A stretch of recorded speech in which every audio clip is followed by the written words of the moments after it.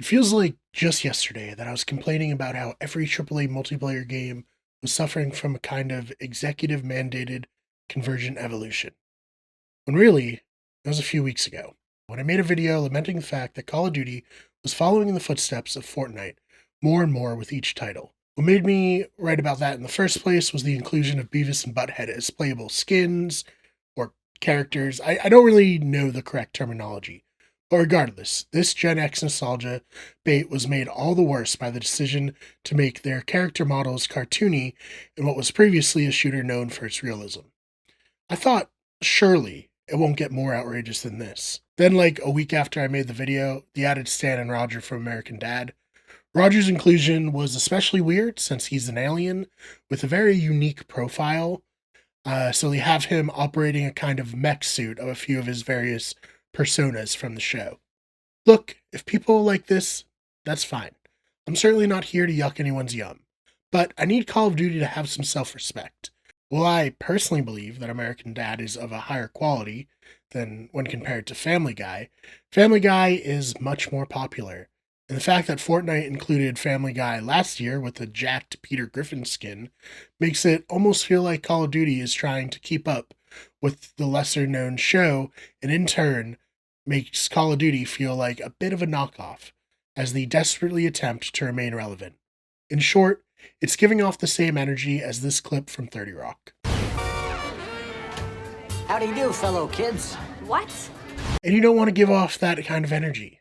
That being said, they should definitely add a Liz Lemon and Jack Donaghy skin. I know I kind of shit on them for trying to nostalgia bait Gen X, but as a millennial, including them would probably work on me. Anyways, that's not what this video is about. Instead, I want to commend EA and DICE for their presentation of Battlefield 6.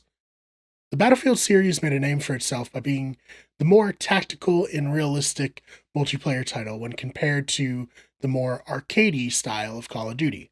Now, you have to remember, this was the 2000s. The versions of Call of Duty that we know as more casual would probably be considered pretty hardcore in terms of realism these days. But back then, that was generally the difference between the two series, and they appealed to player bases that wanted slightly different things while still having enough overlap to get people to buy both for different experiences. Battlefield worked hard to separate itself with the squad system, vehicles, larger maps that incentivized many different playstyles, and of course, eventually, the inclusion of destructible environments. The Battlefield series did start to lose its way by trying to appeal to the masses, taking the more hardcore elements and reducing them, while chasing trends like Battle Royale. In fact, Battlefield 2042 started development as a Battle Royale game before being forced to return to a more classic style of Battlefield. And that took like a while after release for it to feel right. Battlefield 6, it seems like they're focusing on what they've historically done best. That focus being squads and the destructible environments, while not chasing trends like trendy skins. In an interview with DBLTAP, Battlefield 6's design director Shashank Uchil said, quote, "It has to be grounded. That is what Battlefield 3 and Battlefield 4 was. It was all soldiers on the ground. It's going to be like this," Uchil said, pointing at the key art featuring soldiers in soldier gear looking out over war-torn New York City. He added, "I don't think it needs Nicki Minaj. Let's keep it real. Keep it grounded." Close quote. See, I believe that there is a place in the market for the kind of realism that fans have come to know and love from the Battlefield franchise, though there's a lot of pressure for this to work. It's an example of a company zigging while everyone else decided to zag. It's also kind of a full circle moment, one that I believe gamers are kind of craving in a way. When everything feels like everything else, the industry is just boring.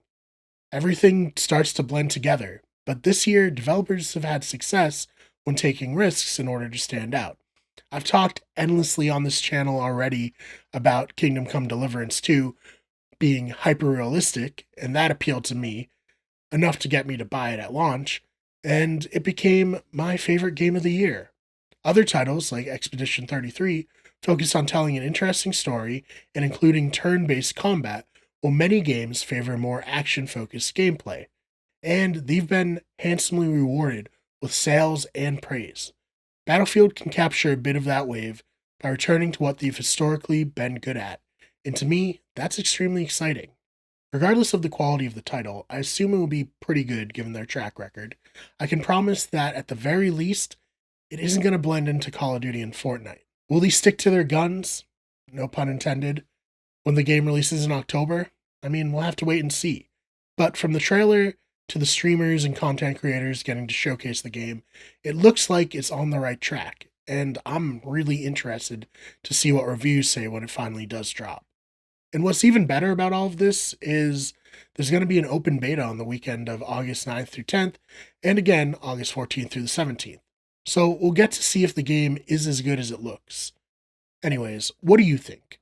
Did you get a chance to check out all the trailers, the streamers playing the game behind the scenes?